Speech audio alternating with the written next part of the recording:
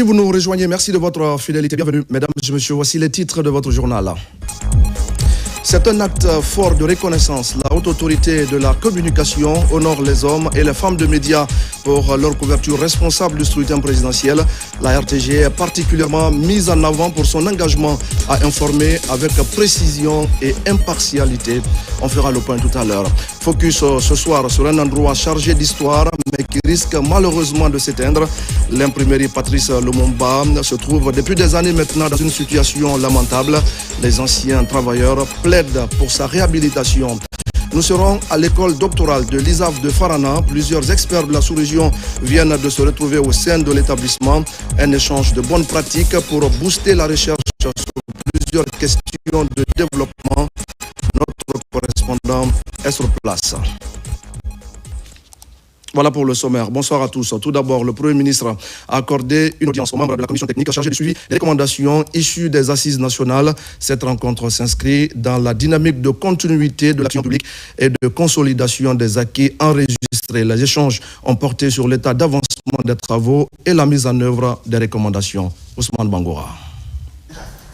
Ce jeudi, le Premier ministre Amadou Ouriba a échangé avec les membres de la commission technique chargée du suivi de la mise en œuvre des 45 recommandations issues des assises nationales. Une rencontre qui s'inscrit dans la dynamique de consolidation de la paix, de l'unité nationale et de la gouvernance institutionnelle. Les échanges ont permis de faire le point sur l'état d'avancement des 45 recommandations issues des assises nationales. L'objectif recherché, c'était d'arriver à une élection présidentielle apaisée, transparente, ce qui fut fait en Guinée. Nous rendons grâce à Dieu le Tout-Puissant et la commission a mis à profit l'entretien pour féliciter M. le Premier ministre pour son leadership éclairé, surtout sa proximité avec le peuple. C'est ce qui manquait à la Guinée, que les dirigeants soient plus près de la population. Et on a également formulé des recommandations à l'attention de M. le Premier ministre pour permettre à ce que les membres de cette commission continuent à accompagner l'État guinéen dans le cadre du développement socio-économique tel que sollicité par le chef de l'État. Nous avons travaillé pour le peuple et je garde l'espoir que le peuple continuera encore à bénéficier de l'expertise de tout un chacun de nous, notamment de nos doyens, à qui je tiens à rendre un hommage mérité. Et ils ont mené ce combat avec leur fils dans la plus grande convivialité. Et nous avons largement bénéficié de leur expertise, mais de leurs sages conseils que nous comptons mettre en œuvre pour la bonne continuation de nos activités. Au nom du président de la République, Mamadi Doumbouya, le Premier ministre a salué le travail accompli et les résultats obtenus au bénéfice de la nation. Il a réaffirmé l'engagement du gouvernement à assurer la transmission fidèle et la mise en œuvre effective des recommandations formulées. À présent, le contenu de cette lettre de félicitations du président de la République algérienne démocratique et populaire à son Excellence Mamadi Doumbouya, président de la République de Guinée. Excellence et chers frères, il me plaît à l'occasion de votre élection en tant que président de la République de Guinée de vous adresser mes sincères et chaleureuses félicitations auxquelles je joins mes vœux les meilleurs de succès et de réussite dans l'exercice de vos nobles fonctions. Cette confirmation démocratique que le peuple guinéen vous a exprimée représente une importante étape sur la voie de la transition et témoigne de la confiance que vos concitoyens ont placée en vous pour diriger votre pays vers un avenir de stabilité et de prospérité. En cette occasion, qui nous rappelle les liens historiques et la profondeur des relations fraternelles qui unissent nos deux pays frères, je tiens à vous faire part, ainsi qu'au peuple guinéen frère, de nos sincères vœux de succès et de réussite dans cette nouvelle phase, tout en réaffirmant notre disponibilité à œuvrer au renforcement des relations de coopération et à leur rehaussement au plus haut niveau, afin de répondre aux ambitions de nos deux peuples frères et de servir leurs intérêts communs.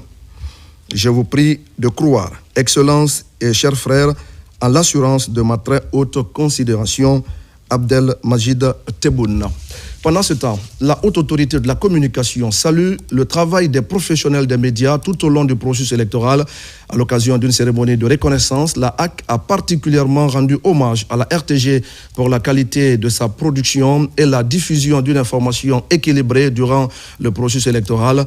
L'institution de régulation en a profité pour inviter les hommes de médias à poursuivre leur mission dans le strict respect de l'éthique et de la déontologie. Mamadou Saliouba. Au palais historique du 25 août, ces professionnels de l'information des médias publics et privés se retrouvent autour des commissaires de la haute autorité de la communication. Une rencontre empreinte de convivialité pour célébrer le travail professionnel effectué par les hommes des médias durant la campagne électorale, mais aussi le jour du scrutin. En première ligne de la campagne médiatique, la radiodiffusion-télévision guinéenne a son actif 9 équipes multimédia affectées aux différents candidats à la présidentielle, la production et la diffusion des journaux de campagne, ainsi que d'autres émissions spéciales pour offrir aux citoyens une information équilibrée et accessible. La presse a joué un rôle central dans la préservation de la paix et dans le maintien de la stabilité. Je m'arrête un instant pour saluer le courage et le professionnalisme dont les membres de ces équipes multimédia ont fait montre. C'est un exemple qu'il faut saluer. Je voudrais remercier personnellement la directrice générale de la radio-télévision guinéenne qui a su constituer ces équipes de professionnels expérimentés et qui ont fait un travail remarquable. Au dire de la haute autorité de la communication, la presse guinéenne a fait preuve de professionnalisme tout au long du processus électoral. Aux côtés de la RTG, d'autres médias de service public, comme le quotidien national Oroya, l'agence guinéenne de presse, la radio rurale de Guinée, sont célébrés, tout comme les médias privés. Informer avec rigueur, donner la parole aux différents acteurs, éclairer le citoyen, lutter contre la désinformation et préserver la paix sociale sont autant de missions essentielles que nous avons assumées avec professionnalisme, engagement et sens de l'éthique. Cette cérémonie se veut un témoignage de gratitude, mais aussi d'encouragement à poursuivre avec la même détermination notre mission au service de la vérité, de la paix et de l'intérêt général des Guinéens. Je suis convaincu que les efforts déployés par l'Union des radiodiffusions et télévisions libres de Guinée, ainsi que les médias de service public, ont contribué à informer les citoyens et à promouvoir une participation active à la vie politique à travers le vote. Cette rencontre à l'allure de bilan de la couverture médiatique du processus électoral était aussi une occasion pour encourager la responsabilité et l'éthique dans l'exercice de la profession de journaliste. À présent, le contenu de ce communiqué de la Haute Autorité de la Communication, communiqué relatif à l'accréditation pour la couverture médiatique de la cérémonie officielle d'investiture du président de la République de Guinée. La Haute Autorité de la Communication adresse ses compliments à la presse nationale et internationale pour la couverture médiatique de l'élection du président de la République le 28 décembre 2025. La HAC a saisi cette occasion pour rappeler que la cérémonie de prestation de serment du président de la République, son Excellence Mamadi Doumbouya, est prévue le samedi 17 janvier 2026 au stade général Lansana Conté de Nongo, Conakry. Par conséquent, la HAC invite les responsables des organes de presse audiovisuelle, écrite en ligne, ainsi que la presse internationale, désireux d'assurer la couverture médiatique de cet événement, à lui fournir la liste des journalistes et techniciens de médias désignés à cet effet. Chaque demande doit comporter nom et prénom des journalistes et techniciens désignés, médias, numéro de la carte de presse, exercice 2025-2027 et numéro de téléphone. Le dernier délai de dépôt des listes est fixé au lundi 12 janvier 2026 à 12h au siège de la HAC. La HAC sait compter sur la diligence habituelle des responsables des médias qu'on a créé le 7 janvier 2026, le président Boubacar Yassine Diallo. Parlons à présent d'une réforme majeure engagée par le chef de l'État, le président Mamadi Doumbouya, à travers la Caisse nationale de prévoyance sociale. Et il s'agit de la bancarisation des pensions de retraite. Désormais, les bénéficiaires perçoivent directement leurs allocations par virement bancaire, une mesure destinée à renforcer la transparence, la sécurité, mais surtout la régularité des paiements. Dans les préfectures de Dubreka et de Koya, une de nos équipes est allée à la rencontre des retraités qui saluent cette initiative portée par la CNPS. On fait le point avec Alpha Isiagabar. Nous sommes au service de pension de la préfecture de Dubreka. Il est 10 heures, pas une dizaine de pensionnés dans la salle d'attente. Tous sont presque dans les virements bancaires. C'est l'une des plus grandes réformes opérées sous l'ère CNRD, mise en œuvre par la Caisse nationale de prévoyance sociale. Actuellement, nous sommes payés mensuellement comme les autres à travers de la fonction publique. Deuxièmement, il y a eu une amélioration de la pension. Virement bancaire, ici tout le monde est vivi. Ce que je dirais à monsieur le président, c'est de le remercier. En plus, la directrice la remercie parce que c'est grâce à elle, elle s'est battue auprès du gouvernement pour améliorer les conditions de vie des fonctionnaires retraités. Il y a une nette amélioration du service des pensions. La bancarisation des salaires, le paiement mensuel appuyé, qui a été appuyé par le CNRD, et l'augmentation substantielle de la pension. Ça, c'est un acquis majeur. De Dubreka, nous prenons la direction de Koya. Dans le Sumbouya, la pension des retraités est désormais sécurisée. La joie des pensionnés est totale. Les pensions ont été revues à la hausse. Il y a le virement des pensions de la retraite dans les institutions bancaires. Et cela a permis aux pensionnés de bénéficier de beaucoup d'avantages. Donc nos remerciements vont d'abord à l'endroit de la générale Aminata, qui ne ménage aucun effort vraiment pour nous mettre à l'aise. Ça n'a jamais été organisé comme ça. Les pensions ont été rehaussées. Le virement est d'abord une très bonne chose et je suis très content d'être viré. Parce qu'au moins, j'ai la possibilité d'économiser parce qu'au moins, je peux retirer tout ce que je veux avec beaucoup de sécurité. Avant le virement de la pension dans les différentes banques, la Direction générale de la Caisse nationale de prévoyance sociale avait initié une vaste opération de recensement biométrique. L'opération se poursuit en ce moment à domicile avec les assurés sociaux maladies immobilisés et sera élargie pour les pensionnés de l'intérieur du pays. Merci à Alpha Isiagaba pour toutes ces explications. Dans l'actualité, encore une mission du ministère des Infrastructures et des Travaux Publics est actuellement en séjour à l'intérieur du pays. À Mamou, le ministre Laïsekou Kamara a présidé une importante réunion technique et d'orientation avec les acteurs impliqués dans la construction et le bitumage des axes Mamou-Labé, Mamou-Farana. Au centre des discussions, le réaménagement du calendrier des travaux et la mise en place d'une stratégie de suivi rapproché des chantiers. Ablé Yarassila, Abakar Junior Kamara. Dans cette salle, les acteurs impliqués dans le processus de construction et de bitumage de la route Mamou-Labé et Mamou-Farana. Des entreprises, les bureaux de contrôle, l'administration et contrôle des grands projets, le département de tutelle et ses directions sectorielles. Ils sont invités par le ministre des Travaux publics afin d'échanger sur le réaménagement du délai contractuel de ce projet. De 22 mois, le délai est réduit à 15 mois, vu l'urgence que ce projet représente pour l'État. Nous avons eu à lancer ces projets il y a quelques semaines, en arrière, avant les élections. Pour certaines personnes, ce lancement, peut-être c'était la campagne. Et c'est juste aujourd'hui de démontrer que ce n'est pas une affaire de campagne, c'est plutôt de la réalité des faits. Nous sommes en plein axe comme ça de la nouvelle route. Et vous avez observé que vraiment, ça va diminuer beaucoup les tournants qui sont sur la route. Donc ça, c'est vraiment un bon gain. Ça, c'est un projet de qualité et la route va finir dans le délai. Nous avons même discuté le délai ce matin.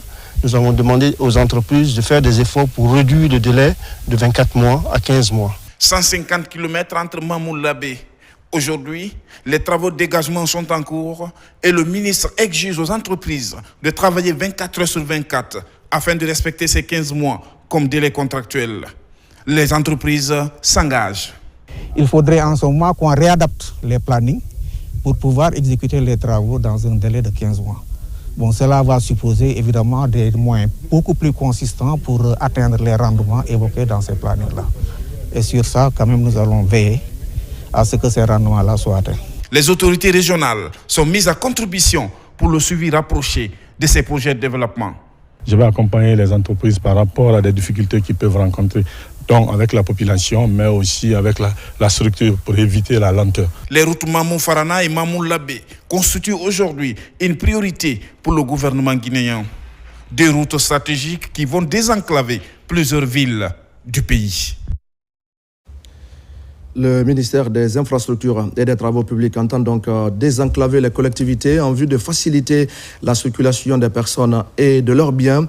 Et c'est justement dans ce cadre que sur le financement du fonds d'entretien routier, les travaux de construction d'un pont de franchissement viennent d'être lancés dans la préfecture de Mali, située sur la route internationale Mali-Sénégal. L'ouvrage, une fois terminé, permettra de relier plusieurs localités et de renforcer les échanges dans la zone. Nabila Moussa Kamara, Sarafoudine Diallo.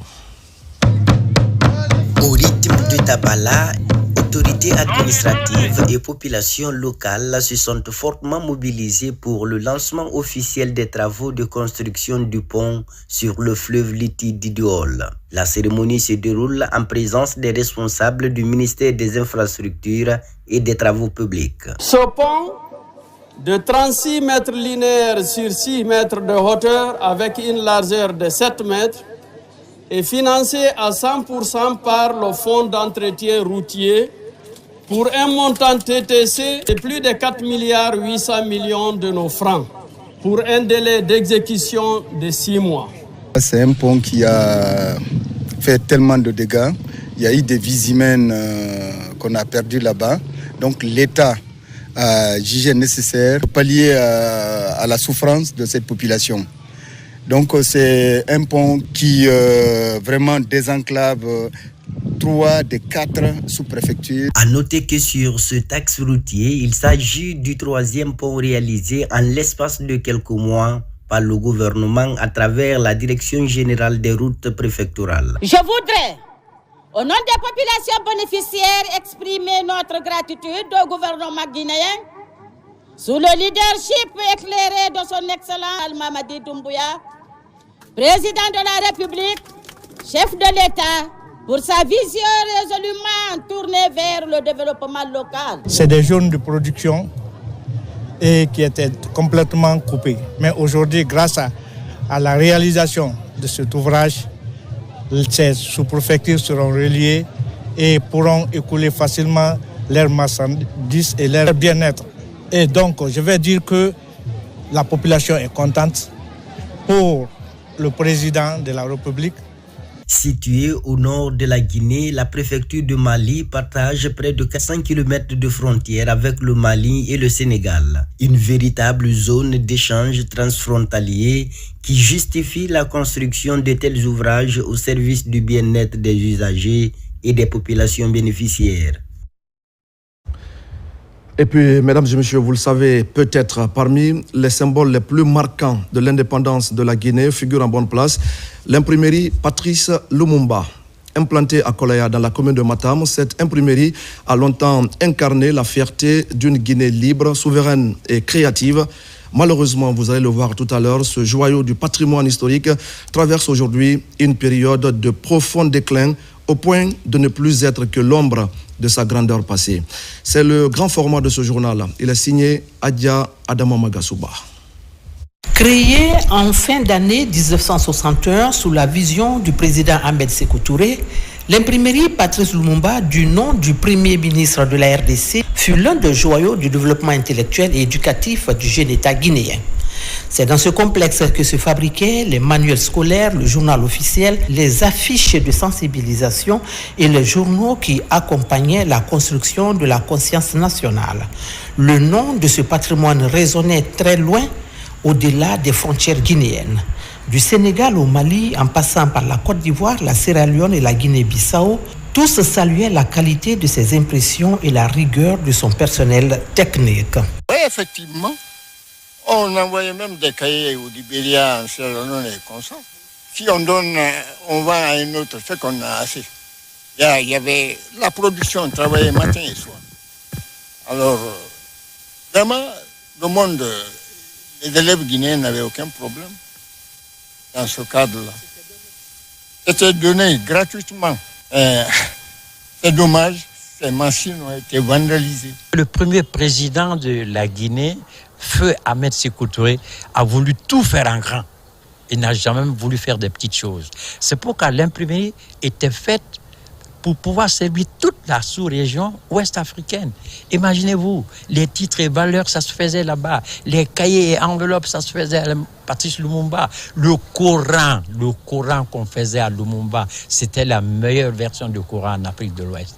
Et, dites-vous, c'était pas la pagaille, c'était pas géré par n'importe qui. C'était géré par Feu El Hadj Abdraman Kaba, qui était l'imam adjoint de la mosquée Faisal et qui a fait ses hautes études à l'université Al-Azhar en Égypte. Franchement, j'ai le cœur meurtri qu'on me demande aujourd'hui de parler de l'imprimerie Patrice Lumumba. Parce que quand je sais ce que ces travailleurs de l'imprimerie ont fait pour la patrie, qu'ils ont fait pour la nation, pour le pays, pour la grandeur de la Guinée, et que je vois aujourd'hui beaucoup de ces travailleurs qui vivent vraiment d'une manière misérable, ça me donne de la peine au cœur. Fruit de la coopération guinéo-allemande, elle a permis à notre pays d'imprimer de nombreuses revues, des livres, mais aussi des cahiers et documents administratifs officiels. C'est choquant. Et ici, nous sommes devant les ateliers du complexe industriel polygraphique Patrice Lumumba.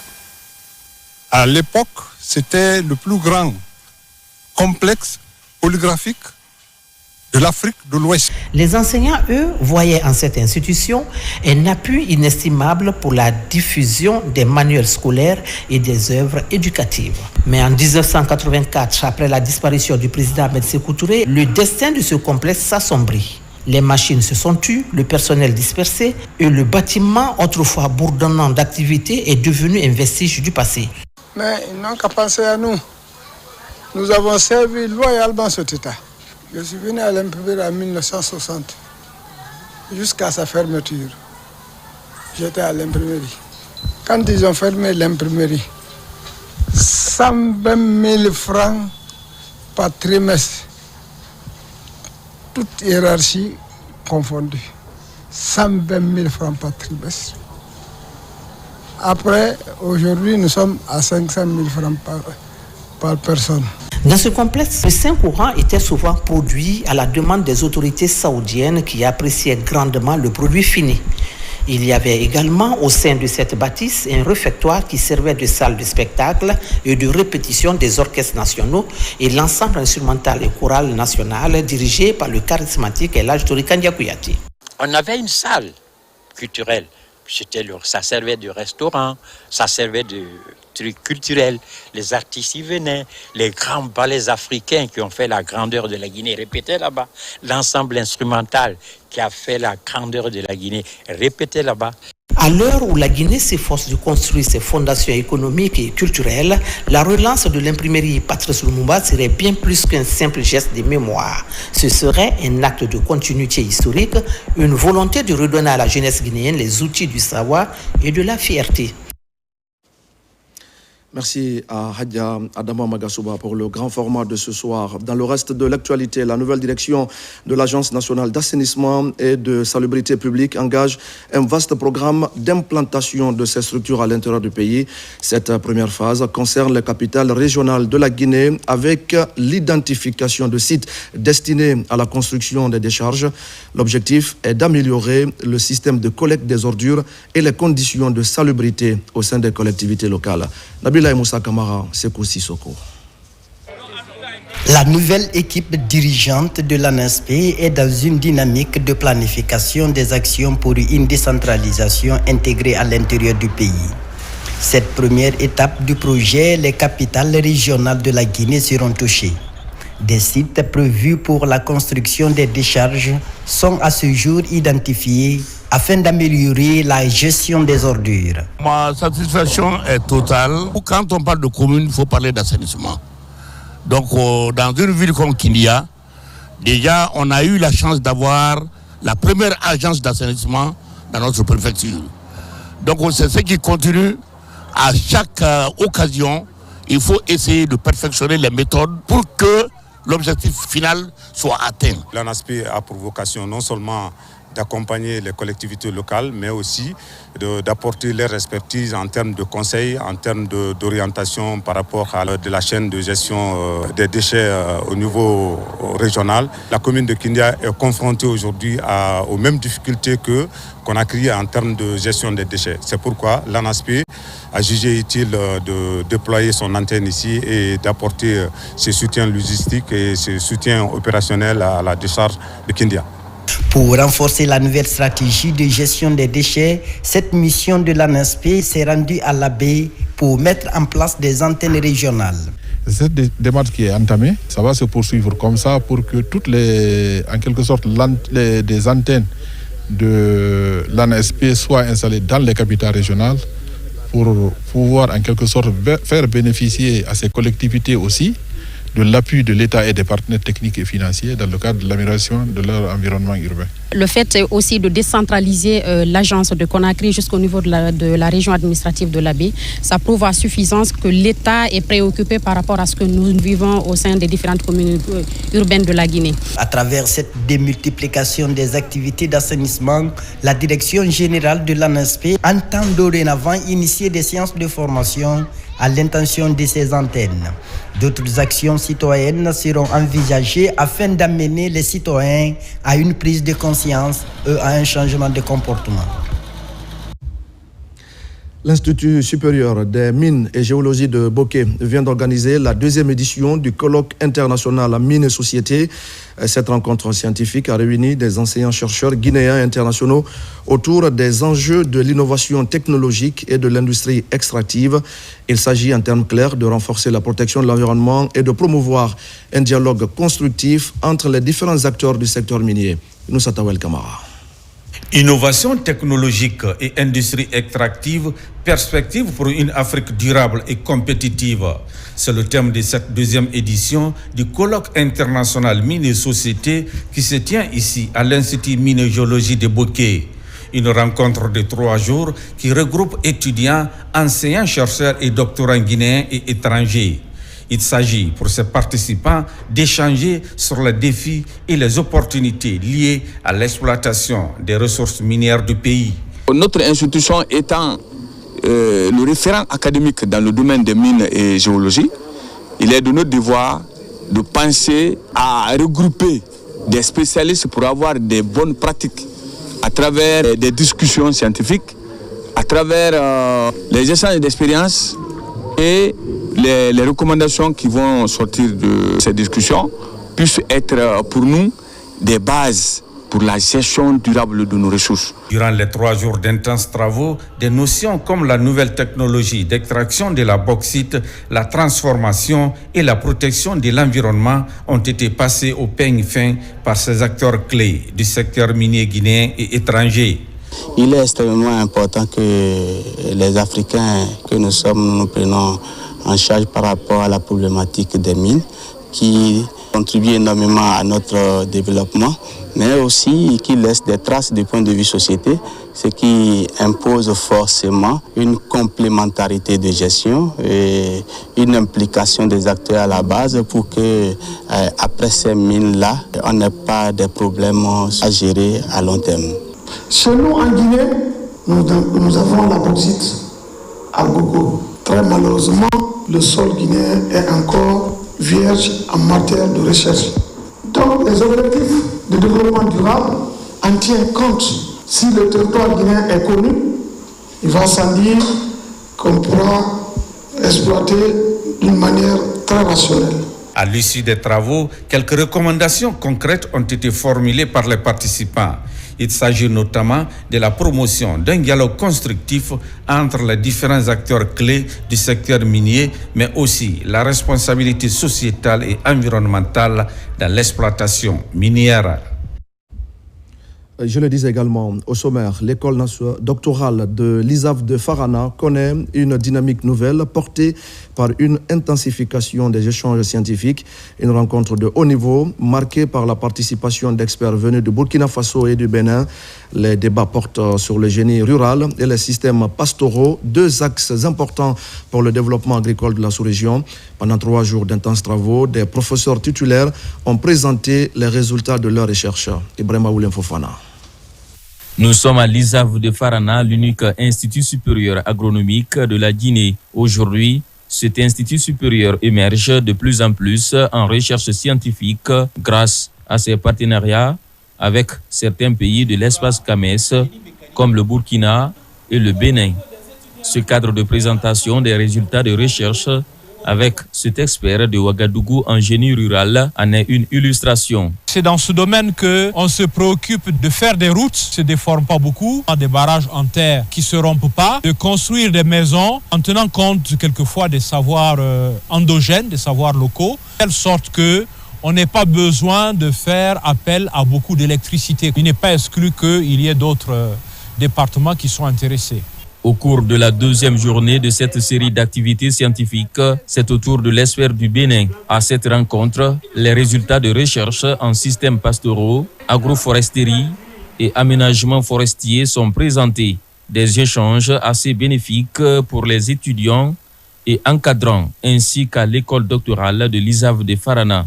Je peux rassurer que ce n'est en rien différent de ce que nous observons dans la sous-région et que Farana est très bien inscrit dans le concert des écoles doctorales en sciences agronomiques en Afrique de l'Ouest. L'essentiel des secteurs d'activité de nos doctorants ou même de l'ISAF repose sur les missions de l'ISAF. L'ISAF de Farana a 3 missions. Il s'agit de la formation, de la recherche et du service à la communauté. Alors, puisque notre communauté est purement agro-pastorale, alors toutes nos activités sont agro-pastorales, ce sont des activités du monde rural. Ces 3 jours d'activité sont bouclés par 2 présentations de thèses en doctorat, dont la première sur l'étude de la valorisation des déchets plastiques en briques et pavés écologiques dans la ville de Farana et la seconde sur la durabilité et de la résilience des exploitations de l'Union des groupements maraîchers Kankeling et de l'Union Nerika dans la préfecture de Farana. Et voilà, mesdames et messieurs, c'est la fin de ce journal. Merci à vous tous de l'avoir suivi. Je vous retrouve dans quelques jours pour d'autres actualités de la Guinée, notre paradis, terre de richesse et d'innovation. Bonsoir à tous.